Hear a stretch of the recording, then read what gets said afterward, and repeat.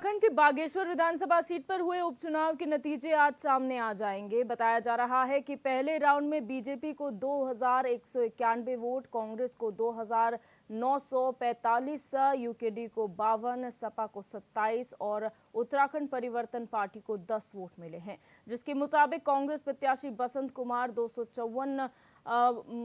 754 वोटों से बीजेपी से आगे चल रहे हैं। वहीं सुरक्षा को लेकर मतगणना के लिए चुनाव आयोग के साथ जिला और पुलिस प्रशासन की तैयारियां पूरी हैं, जिसके चलते सुरक्षा के मद्देनजर मतगणना स्थल पर भारी पुलिस बल की तैनाती की गई है।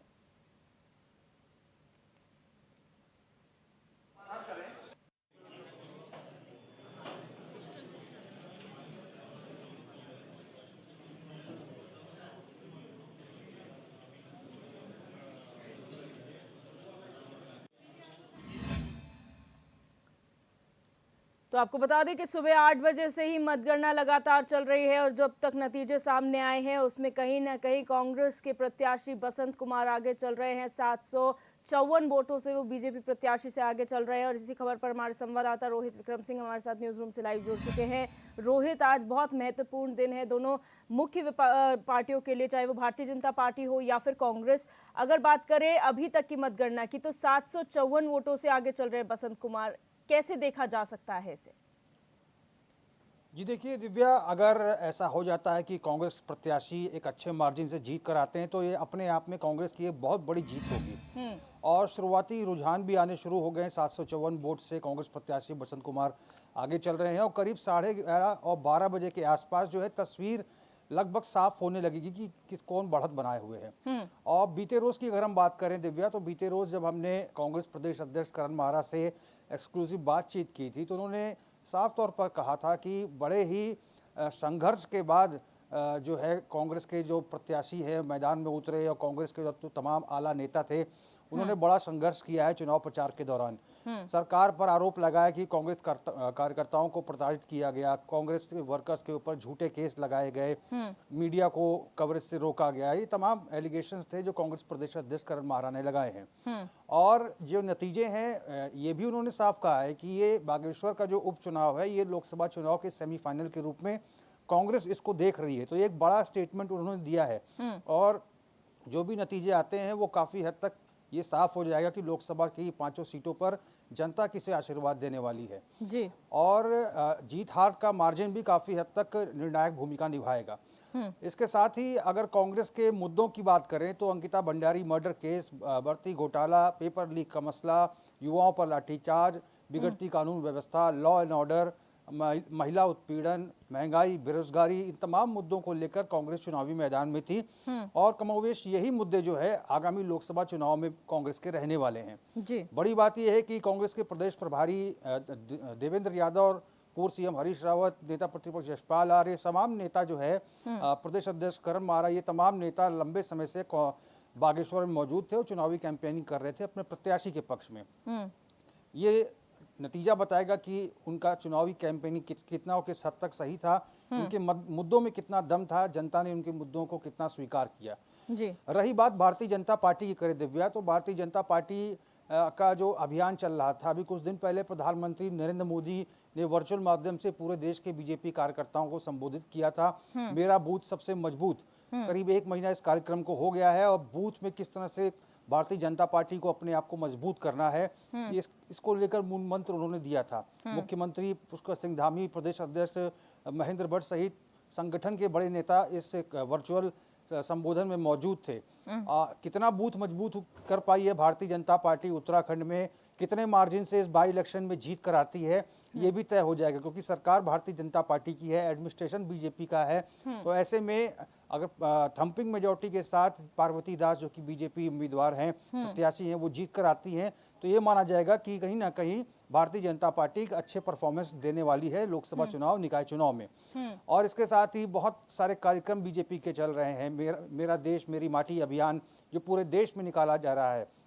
और इसके साथ ही कोर कमेटी की बैठक होती है, इसमें भारतीय जनता पार्टी के संगठन महामंत्री राष्ट्रीय स्तर के BL संतोष पहुंचते हैं, जीत का मंत्र आगामी निकाय चुनाव, लोकसभा चुनाव को लेकर देते हैं। बीजेपी के राष्ट्रीय अध्यक्ष JP नड्डा हरिद्वार पहुंचते हैं और ये आदेशित किया जाता है मंत्रियों को, विधायकों को टिफिन बैठकें करें। और ये टिफिन बैठकें लंबे समय से चल रही हैं, करीब 2-2.5 महीने से ये टिफिन बैठकें चल रही हैं। अलग अलग विधानसभा क्षेत्रों में, अलग अलग गाँव में विधायक, भारतीय जनता पार्टी के तमाम जो वरिष्ठ नेता है, कैबिनेट मंत्री, ये टिफिन बैठकें करके जनता का क्या कुछ मूड है इसको लेकर कार्यकर्ताओं के साथ डिस्कशन कर रहे हैं। मिस कॉल अभियान भारतीय जनता पार्टी का चलता है, इसमें लाखों की संख्या में मिस कॉल प्राप्त होते हैं। बीजेपी के तमाम वरिष्ठ नेता और कैबिनेट मंत्री प्रबुद्ध जनों के पास जाते हैं, उनसे मिस कॉल करवाते हैं। तो भारतीय जनता पार्टी ने अपने पक्ष में जनता को करने का पूरा प्रयास किया है। ये सेमीफाइनल निश्चित तौर पर कहा जा सकता है, क्योंकि हम लंबे समय से कह रहे हैं और जीत हार का मार्जिन कहीं ना कहीं निर्णायक भूमिका में रहेगा कि जनता आखिर लोकसभा चुनाव में किसे अपना आशीर्वाद देने वाली है। बिल्कुल रोहित, और यहाँ पर एक और अपडेट इस वक्त आ रहा है कि जो पहले राउंड की काउंटिंग थी उसमें तो 754 वोटों से बसंत कुमार आगे थे, लेकिन जो सेकंड राउंड की वोटिंग की काउंटिंग हुई है उसके रुझान जो आ रहे हैं 195 वोटों से जो है बसंत कुमार फिर आगे चल रहे हैं। अगर समय रहते, अगर जब रिजल्ट आएगा और ये मार्जिन ज़्यादा बढ़ जाएगा, अगर ऐसा होता है तो भारतीय जनता पार्टी के लिए कितनी मुसीबत की बात है। हालांकि कांग्रेस बेशक इसे सेमीफाइनल देख रही है, लेकिन बीजेपी को का ये कहना है कि इसका लोकसभा चुनाव से कोई लेना देना नहीं है। तो ऐसे में अगर ऐसा होता है, बड़ा मार्जिन होता है हार का बीजेपी का, तो क्या होगा? जी देखिए दिव्या, चाहे लोकसभा चुनाव हो चाहे विधानसभा के चुनाव हो, आजकल जनता सिर्फ प्रादेशिक मुद्दों को नहीं बल्कि राष्ट्रीय मुद्दों को भी ध्यान में रखती है, चाहे वो विधानसभा के चुनाव हो चाहे ये लोकसभा के चुनाव हो। पिछले 2-3 बार के चुनाव हम उठा के देख लें, चाहे वो लोकसभा का चुनाव रहा हो चाहे विधानसभा का चुनाव रहा हो। 2022 में देखिए प्रादेशिक मुद्दों को लेकर तो बीजेपी चुनाव में जाती है, राष्ट्रीय मुद्दों को भी भुनाने का प्रयास किया जाता है। तो ऐसा नहीं कि सिर्फ प्रादेशिक मुद्दे हावी रहेंगे, महंगाई, बेरोजगारी, ये तमाम चीजें हावी रहेंगी। और अभी जो हाल ही में 200 रुपये गैस सिलेंडर पर सस्ते किए गए हैं, घरेलू गैस सिलेंडर पर, और उज्ज्वला योजना के तहत करीब 200 पहले सब्सिडी मिलती थी, 400 रुपए कम हुए हैं। इसका कितना असर देखने को मिलता है, जनता इससे कितना खुश है, ये तमाम चीज़ें हैं जो कहीं ना कहीं इस चुनाव में महत्वपूर्ण भूमिका निभाएंगी। राज्य आंदोलनकारियों को क्षैतिज आरक्षण का जो मसला है, आज शायद विधानसभा के सदन के भीतर उस पर मंजूरी मिल जाएगी। ये तमाम चीज़ें हैं जो कहीं ना कहीं एक लोक लुभावन सरकारी फैसले के तौर पर देखे जा रहे हैं। लोकसभा चुनाव से पहले केंद्र सरकार ने तोहफा दिया, और यहाँ पर उत्तराखंड में की सरकार की अगर हम बात करें तो राज्य आंदोलनकारी जो कि हज़ारों की संख्या में है, इनके चिन्हीकरण का अभियान शुरू होगा अगर 10% क्षैतिज आरक्षण का जो बिल है आज सदन में पास हो जाता है। तो निश्चित तौर पर ये तमाम चीज़ें हैं जो आने वाले समय में ये दिशा और दशा जो है भारतीय जनता पार्टी की बताएंगी। और जैसा कि मैंने दिव्या कहा है कि अभी 12 से 12:30 बजे के बीच में जब काफ़ी राउंड हो जाएंगे, तस्वीर हल्की हल्की साफ होने लगेगी कि कौन सा प्रत्याशी कितने मार्जिन से आगे चल रहा है। अगर बसंत कुमार काफ़ी मतों से आगे निकल जाते हैं तो ऐसे में भारतीय जनता पार्टी के कैंडिडेट के लिए मुसीबत है। लेकिन अगर ये मुकाबला कांटे का रहता है, क्योंकि अभी शुरुआती रुझान आ रहे हैं, तो कुछ भी कहना बहुत जल्दबाजी होगा। बिल्कुल रोहित, और यहाँ पर हमने देखा है, क्योंकि इसको लेकर हमने डिबेट भी की थी, तो उसमें उत्तराखंड क्रांति दल के प्रवक्ता का ये कहना था कि हम जब ग्राउंड जीरो पर गए तो वहाँ की जनता त्रस्त इस बात से है कि जो राष्ट्रीय दल हैं वो यहाँ पर आते तो हैं, यहाँ पर घोषणाएं जरूर करते हैं, लेकिन कुछ होता नहीं है, क्योंकि मूलभूत सुविधाएं जो हैं, सड़कों की मांग है, बेरोजगारी है, ये क्षेत्र के मुद्दे हैं जो जनता, जिससे कहीं ना कहीं कुछ क्षेत्रों में बहिष्कार भी किया गया। तो क्या इसका भी असर देखने को मिल सकता है, क्योंकि अब तक हम सिर्फ और सिर्फ राष्ट्रीय मुद्दे देख रहे थे चुनावों में? बिल्कुल दिव्या, और उत्तराखंड के वोटर की अगर हम बात करें तो भारी संख्या में युवा और महिला वोटर उत्तराखंड में है। और कोरोना काल के दौरान हमने देखा था कि लाखों की संख्या में ऐसे जो युवा हैं वो रिवर्स पलायन करके उत्तराखंड वापस आए थे। अभी भी लाखों की संख्या में ऐसे युवा हैं जो अभी उत्तराखंड में बसे हुए हैं, वापस अपने काम पे नहीं गए हैं। उनको इंतज़ार है कि सरकार कुछ ऐसी वैकेंसीज निकाले, कुछ प्राइवेट सेक्टर्स में ऐसे फैसले ले ताकि वो यहाँ पर अपना जीवन यापन कर सकें।